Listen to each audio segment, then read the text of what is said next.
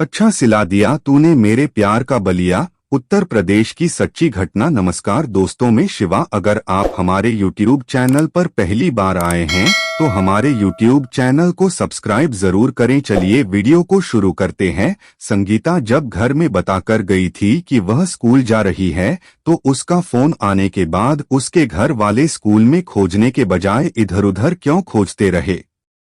इसमें school manager और उसका चचेरा भाई तो दोषी है ही, घर वालों की लापरवाही भी है।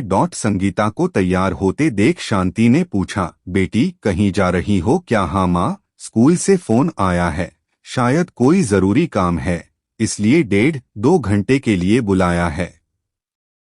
मैं काम निपटाकर जल्दी ही लौट आऊंगी, तैयार होते हुए संगीता ने कहा। शायद शांति उसके जवाब से संतुष्ट नहीं हुई, इसलिए उन्होंने आगे कहा, आज तो होलिका दहन है, सभी स्कूल कॉलेज बंद हैं, फिर तुम्हारा स्कूल कैसे खुला है? जबकि तुमने महीनों पहले वहां से नौकरी छोड़ दी है। ऐसे में स्कूल वालों को तुम्हें बुलाने की क्या जरूरत है? माँ, मुझे भी पता है कि आज छुट्टी है, लेकिन किस लिए बुलाया है यह तो स्कूल जाने के बाद ही पता चलेगा। परेशान होने की कोई बात नहीं है, मैं वहां पहुंचकर फोन कर दूंगी, संगीता ने कहा। उस समय सुबह के 9:30 बज रहे थे। तैयार होकर संगीता ने नाश्ता किया और गुलौरी गांव स्थित new little flower children convent school के लिए निकल पड़ी। 21 वर्षीय संगीता के पिता परमात्मानंद यादव मूल रूप से बलिया जिला के थाना बैरिया के चांदपुर गांव के रहने वाले थे। उन्हें 1982 में जिला मऊ के रतनपुरा पैसा स्थित नेहरू इंटर कॉलेज में अध्यापक की नौकरी मिली तो वह बलिया से मऊ आ गए। वह हाई स्कूल में गणित और विज्ञान पढ़ाते थे। अध्यापक की नौकरी मिलने के कुछ दिनों बाद ही वह अपनी पत्नी शांति को ले आए और रतनपुरा के बिंदु निवास में किराए का मकान लेकर रहने लगे थे। यहीं रहते हुए उनके 6 बच्चे हुए, जिनमें 30 वर्षीय सविता, 25 वर्षीय ममता, 21 वर्षीय संगीता, 18 वर्षीय धीरज कुमार, 16 वर्षीय राजीव रंजन और सबसे छोटी ज्योति है जो 8वीं में पढ़ रही है। वह 4 बेटियों में से 2 बेटियों सविता और ममता की शादी कर चुके हैं।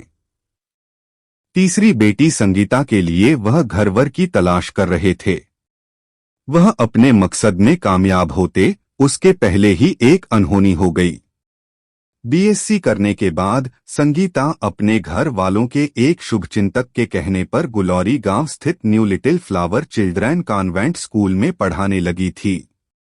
संगीता ने उस कॉन्वेंट स्कूल में लगभग साल भर पढ़ाया होगा कि न जाने क्यों इस साल फरवरी 2015 से स्कूल में पढ़ाना बंद कर दिया। संगीता ने यह नौकरी क्यों छोड़ दी, किसी को इसकी वजह नहीं बताई। सिर्फ यही कहा कि स्कूल में उससे जितना काम लिया जाता है उसके हिसाब से उसे वेतन नहीं दिया जाता, इसलिए वह वहां पढ़ाने के बजाय कोई दूसरी नौकरी ढूंढेगी। नौकरी छोड़ने के बाद संगीता अपना ज्यादातर समय घर पर ही बिताती थी। इस बीच वह घर गृहस्थी के कामों में मां का हाथ बंटाती थी, साथ ही अपने लिए किसी अच्छी नौकरी की तलाश भी कर रही थी।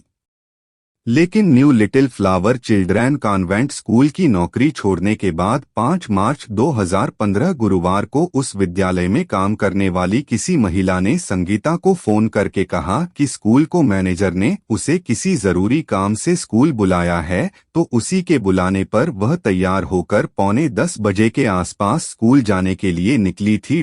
संगीता को स्कूल गए 1 घंटा हुआ होगा कि उसने मां के मोबाइल पर फोन किया। संगीता उस समय बेहद डरी और घबराई लग रही थी। उसने मां से कहा था कि कुछ लोगों ने उसे जबरदस्ती एक कमरे में बंद कर दिया है, उसकी समझ में कुछ नहीं आ रहा है। संगीता आगे कुछ और कहती, फोन कट गया। संगीता की बातों से शांति को लगा वह किसी मुसीबत में फंस गई है। वह घबरा गई कि क्या करें, क्योंकि उस समय घर में कोई मर्द नहीं था। होली का त्योहार होने की वजह से उनकी बड़ी बेटी सविता मायके में ही थी। उसे जैसे ही मां से संगीता के बारे में पता चला, उसने तुरंत संगीता के मोबाइल पर फोन किया, लेकिन अब उसका फोन बंद हो चुका था। वह बेचैन हो उठी। उसने कई बार संगीता को फोन किया, लेकिन हर बार फोन बंद मिला। चिंता की बात यह थी कि उस समय घर में न तो पिता परमात्मानंद थे और न ही छोटा भाई धीरज। होली की छुट्टी होने की वजह से वह बेटे धीरज के साथ संगीता के लिए लड़का देखने अपने गांव गए हुए थे। काफी कोशिश के बाद भी जब संगीता से बात नहीं हो पाई तो सविता और शांति परेशान हो उठीं।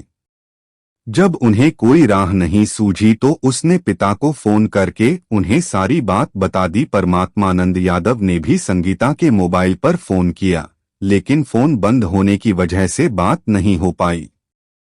वह वापस आने के बारे में सोच रहे थे कि गुलौरी गांव के रहने वाले रामभवन यादव का फोन आया। Rambhawan Yadav new little flower children convent school के संचालक प्रबंधक जितेंद्र कुमार यादव का चचेरा भाई था। रामभवन ने परमात्मानंद से कहा कि उसे सविता से संगीता के गायब होने के बारे में पता चला है।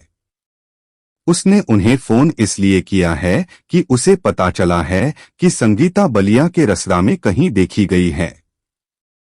वह रसरा पहुंच रहा है। वह उसे रसरा में प्यारेलाल चौराहे पर मिलें, उसके बाद दोनों मिलकर संगीता को खोजेंगे। परमात्मानंद की रामभवन से काफी पुरानी जान पहचान थी, दोनों का एक दूसरे के घर भी आना जाना था। परमात्मानंद के बच्चे रामभवन को चाचा कहते थे।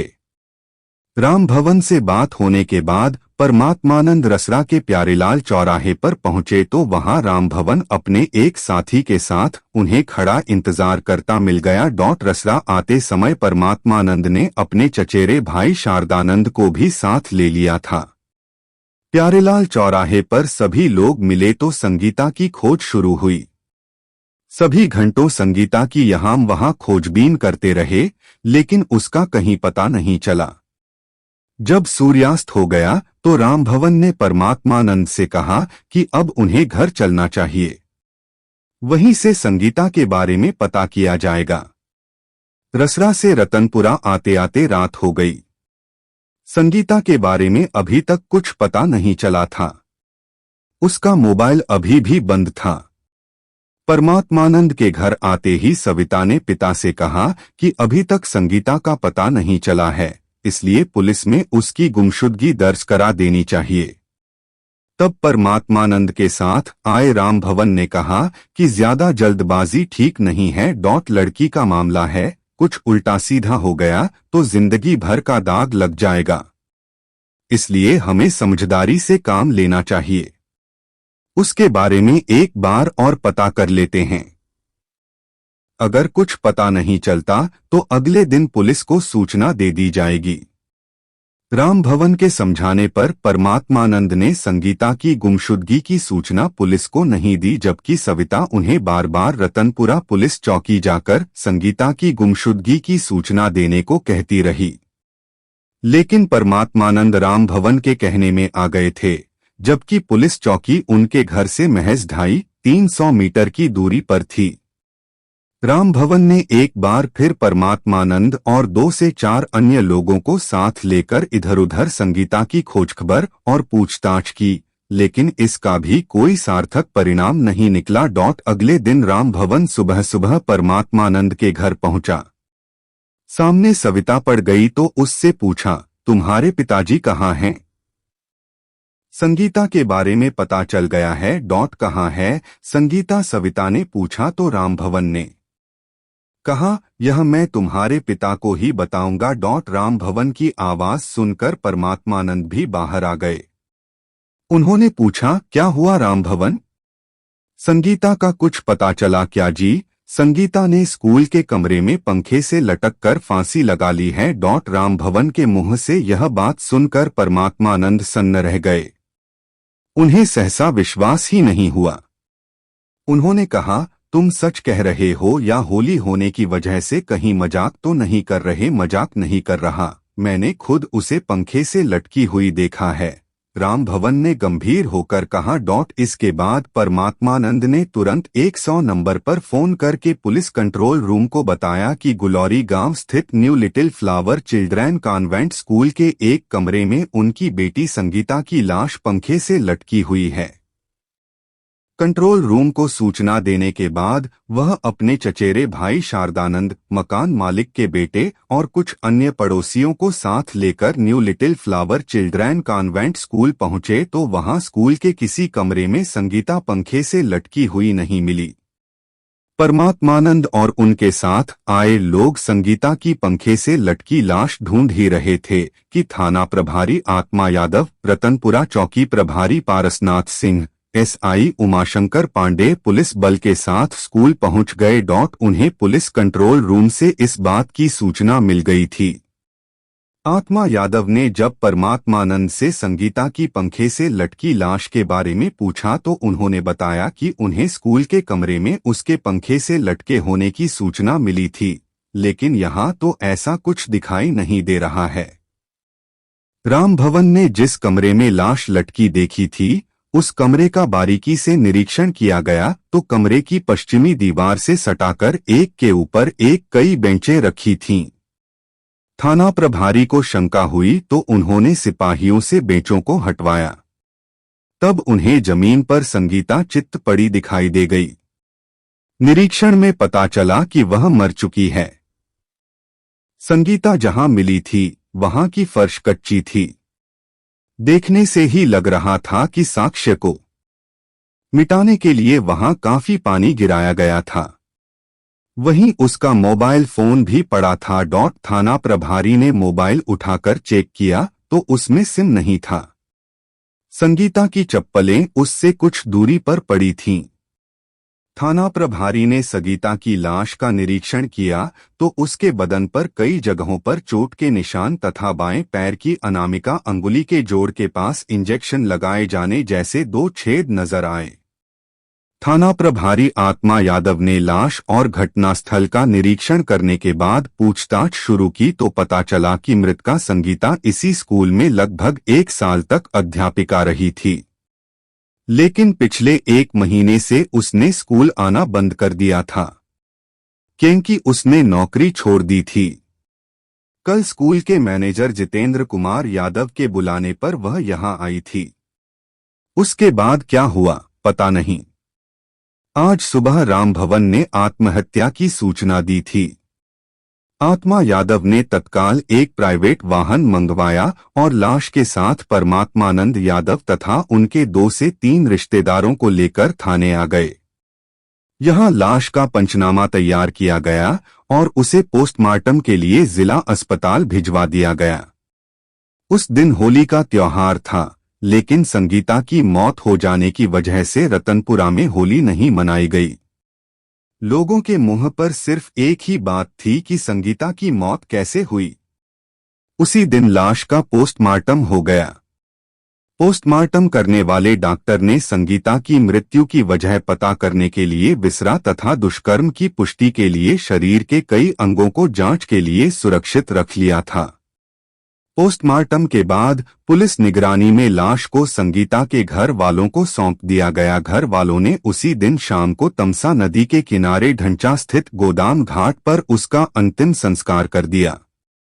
उसी दिन परमात्मानंद ने रिपोर्ट दर्ज करने के लिए थाना हल्धरपुर के थाना प्रभारी को एक तहरीर दी, लेकिन थाना प्रभारी ने तत्काल रिपोर्ट दर्ज नहीं की। उन्होंने कहा कि पोस्टमार्टम रिपोर्ट आने के बाद ही रिपोर्ट दर्ज की जाएगी। दरअसल पुलिस अपनी शुरुआती जांच में संगीता की मौत को आत्महत्या मान रही थी। अगले दिन 7 मार्च शनिवार को पुलिस को पोस्टमार्टम रिपोर्ट मिल गई। पोस्टमार्टम रिपोर्ट के अनुसार मृतका की मौत दम घुटने से हुई थी। उसके गुप्तांग पर भी चोट के निशान पाए गए थे। इसलिए पोस्टमार्टम करने वाले डॉक्टर जफर अंसारी ने मृतका के वैजाइनल स्वाब सीमेन की स्लाइड बनाकर जांच के लिए सुरक्षित रख लिया था, जिसे बाद में लखनऊ स्थित प्रयोगशाला भेज दिया गया। अब रिपोर्ट आने के बाद ही पता चलेगा कि संगीता के साथ सामूहिक दुष्कर्म हुआ था या किसी एक ने उसके साथ दुष्कर्म किया था।